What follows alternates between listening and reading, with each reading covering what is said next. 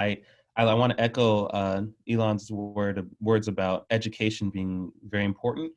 Um, you know, thinking about the bubonic plague and how it quickly turned to blaming the Jews for that particular plague, and where we are now talking about coronavirus. History doesn't repeat itself, but it rhymes. This is what Mark Twain says, and we definitely see that happening now. But our weapon remains the same, at least for me, and then for us in the Black community, for us in IPSI, our weapon remains the same, which is truth, which is education. Um, Oftentimes, the reason why we have so many Black Americans who feel emboldened in their anti-Israel, anti-Semitic stances are because of the fact that they feel that they have history on their side. They honestly don't know anything about Black American Zionism in history besides maybe a couple of quotes from Martin Luther King. And even then, those quotes get called into question sometimes. And so at IPSI, we educate people about not just what Martin Luther King said, and not only his deep relationship with the Jewish community and his friendship with Rabbi Joshua Heschel, but his legacy. Bayard Rustin is one of Martin Luther King's closest aides.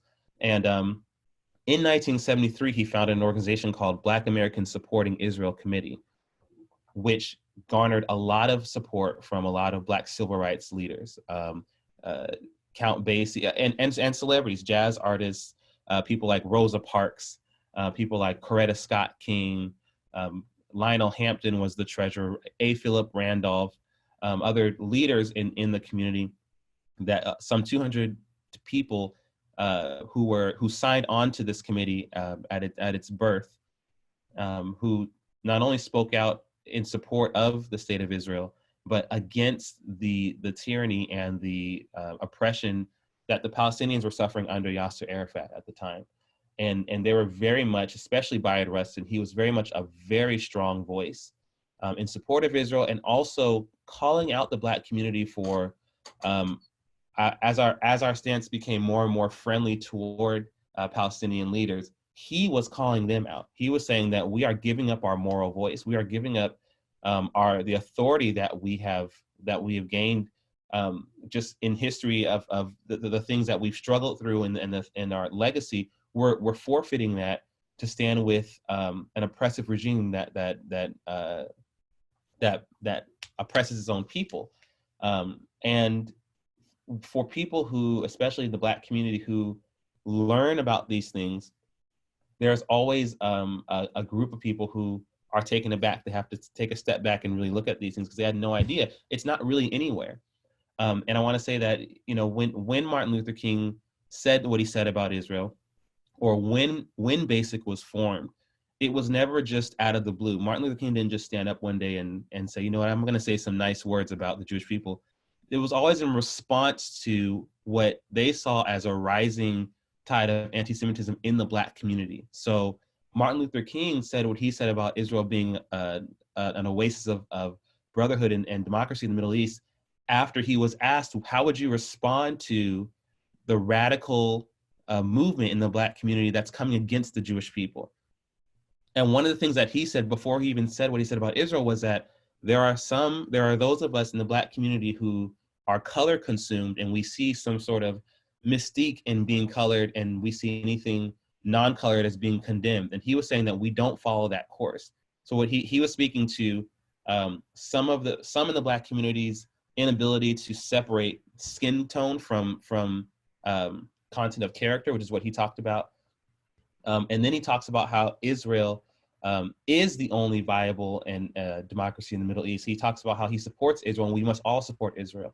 And then his proteges form this organization that very much speaks out in support of Israel. That's very important. Again, because this is after the Black Panthers and the radical Black activists were speaking out. This is after some of these major organizations were writing articles against Israel. This was after the Six-Day War. So this was after Israel really started getting pummeled in the political spheres. You know, these people came out and in response to that said, no, we support Israel and we stand with Israel, and here's why. And that's very important. So education, no matter where we are, no matter what is going on right now, you know, most all of us are quarantined. Education is still the key. People speak out of ignorance. They speak out of false information, and we have to combat that with the truth. And I'll say this last thing. And for me, it's we have to do it in love, but we have to hit it with full force, because there are people who take this information. Obviously, we've seen sometimes where this pattern of thinking has its final logical conclusion has always been the destruction of the Jewish people. But we have to come against the lies, even if it means that that in our own groups, you know, in the Black community, I'm often alienated. I'll share articles in Black groups that I'm a part of, and maybe 85% of the people in that group will come against me. But there is that 15% that follows IPSI, that follows what other people are doing, that actually looks into what we're doing, and we have to do it for those people.